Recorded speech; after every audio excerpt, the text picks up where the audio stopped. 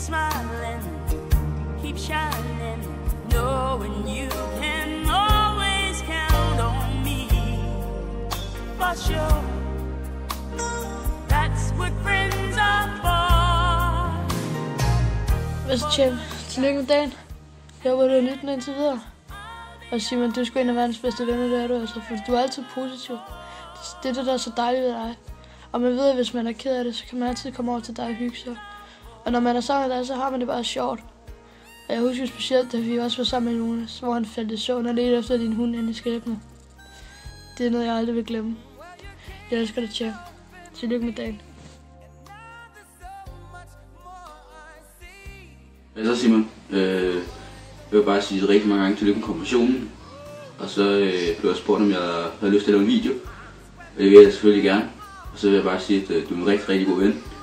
Og så vil jeg altid huske dig for, at du er en lille bulldozer på banen. Så det var det. Vi ses.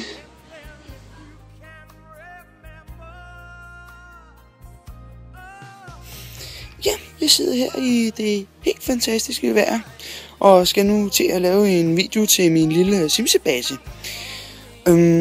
Simon, jeg synes, du skal vide, at du er en helt fantastisk person. Du er en ven i verdensklasse.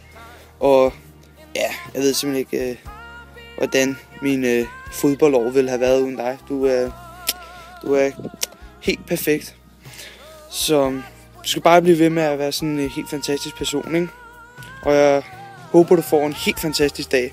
Og at du bare har... Har jeg fået en bums her? Ja, det tror jeg nok, jeg har. Nå, det må jeg så kigge på et andet tidspunkt. Nå, men du er i hvert fald en skøn person, Simon, og bare bliv ved med det. Og jeg håber, du både har haft og får en helt fantastisk dag. Så vi ses, ikke? Kys, kys, simsebase. Hey champ, stort tillykke med dagen. Simon, du er sgu en ven i verdensklasse. Du er verdens dejligste person, du er verdens sjoveste person. Du er verdens smukkeste person. Du er sgu helt fantastisk. Og det er det, jeg elsker med dig, Simon. Det er sgu svært at sætte en finger på dig. Det er også derfor, vi to har kendt hinanden, som vi har, så længe som vi har. Det er 7-8 år snart, vi har været gode venner. Og det er også fordi, det er sgu altid sjovt, når jeg er sammen med dig, Simon. Det er lige meget, hvad vi finder på at lave, om vi står og griller, eller vi spiller noget FIFA eller noget fodbold, så når vi altid at flækkegrin mindst én gang. Og det der er så fedt med dig, Simon.